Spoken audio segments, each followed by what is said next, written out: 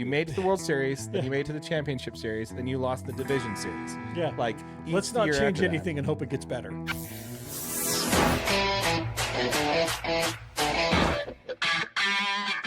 But first, before we get into the content, folks, we'd like to encourage you to join the conversation in the comments down below. While you're down there, consider subscribing to Major League DNA and make sure you smash that like button for your boy AJ right over there. Do it. But let's go ahead and start with our first story, which is about the Boston Red Sox. Yeah, man. And the Red Sox, these guys are having a tough year. You open the season 10-17 in your first 27 games. And as a fan, you got to start asking, right? Like, what can we do to change things? Like, something's got to change. This is supposed to be a competitive baseball team that we're fielding here. And when the team decides what needs to change is sometimes refreshing and sometimes it leaves you scratching your head. And on April 25th, the Boston Red Sox decide to part ways with Alex Cora. And also a pretty good majority of his coaching staff as well, including Peter Fasty, Ramon Vasquez, Kyle Hudson, Dylan Lawson, and Joe Cronin. Red Sox owner John Henry talked about how he led the organization to one of the greatest seasons in Boston Red Sox history in 2018 and thanked him for his lasting impact on the organization. There's some fans and players that are upset about this, but why? Before we get into that, did you see the van that pulled up to pick them up from the hotel after they got fired? I did not. Oh my gosh, it's the greatest thing. A black van supposed to pick them up, shuttle to take them. You know what the company was called? The graphic on the van? What? Coaches for Hire. No, it was not. You're kidding me. No, they literally hired a shuttle service called Coaches for Hire. But yeah, man, just to answer your question, man, why is everybody so upset about this? Well, I think a former player had the best metaphor. He said, it's like shitting your pants and then changing your shirt. The issue here is not Alex Cora. Okay, keep in mind I have a lot of reserved feelings on Alex Cora. He's part of my all-time Dodgers infield, by the way. You had Beltre at third, Cesar Torres at short, Alex Cora at second, and Eric Karros at first. My all-time Dodgers infield, he's part of that. I have some love for him, but I also have some hate for him because he's part of the cheating Astros. Yeah. So I have complicated feelings when it comes to Alex Cora. But when it comes to that, man, he's not the problem, man. The problem with this team is Greg Breslow, the GM, and the owner, John Henry. It all goes back to something that I actually wanted to talk about in a separate conversation a few weeks back, but we ran out of time. This team made their plans very clear to the rest of baseball world when they traded Mookie Betts. Yeah. They basically came out with a big old flag, raving it, saying, hey, profitability takes priority over anything else. Ever since then, every move they've made has been about profitability and team flexibility over actually winning. Even Mookie Betts said on an interview, he's like, yeah, I still watch Red Sox baseball because I love Alex Cora. Which is really cool. Yeah. But Mookie Betts is a classy guy. Yes, when your 2018 MVP who helped lead you to a World Series, probably one of the better teams in Red Sox history, says I still watch because I love that coach. Definitely bodes well for that coach. Yeah, you can't beat that. Yeah. So again, this is not a coaching issue. This is a team construction issue. We could break it down. They get rid of Mookie Betts because they didn't want to sign to a max contract. They let Xander Bogaerts walk to San Diego, right? And so they're like, oh, wow, we really screwed that up. Okay, let's go ahead and sign Rafael Devers to a max contract, right? Like, hey, we kept our guy. Yeah. And they basically screwed that up, too, because they moved him from third base to DH. And then, oh, sorry, not DH. We want you to play first.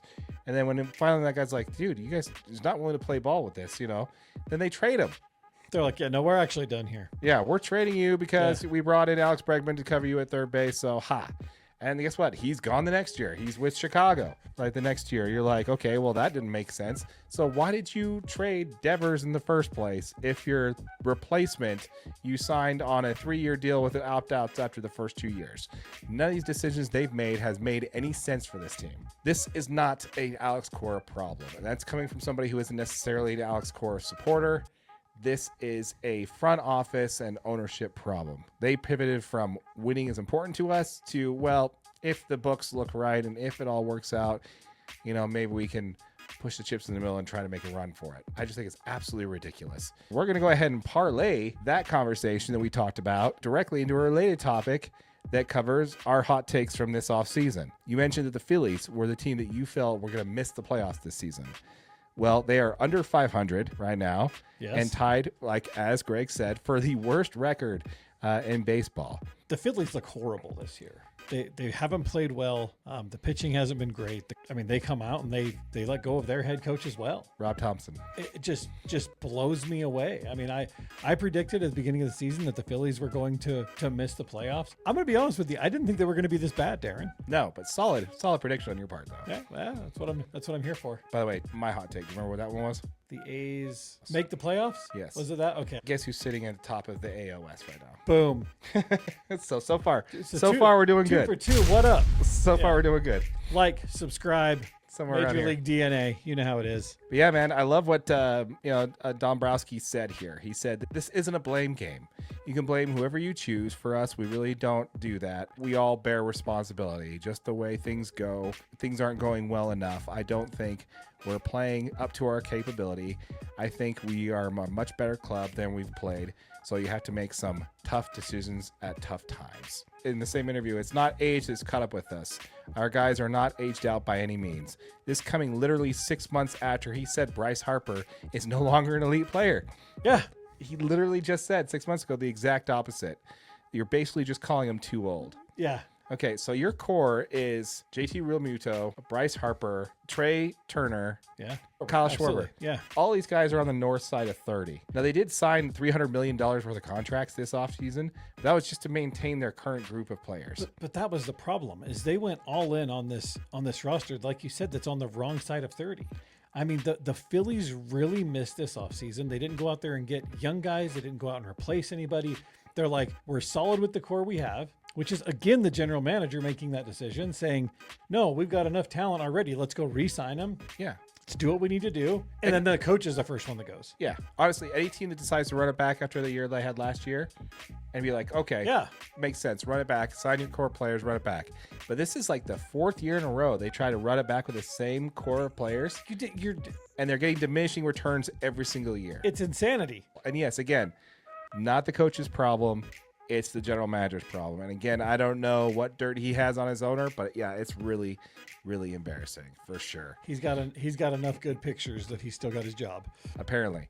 Thanks again for watching, folks. As a reminder, we'd like to encourage you to join the conversation in the comments down below. While you're down there, consider subscribing to Major League DNA if this is the content that you enjoyed. And also smash that like button for your boy AJ right over there.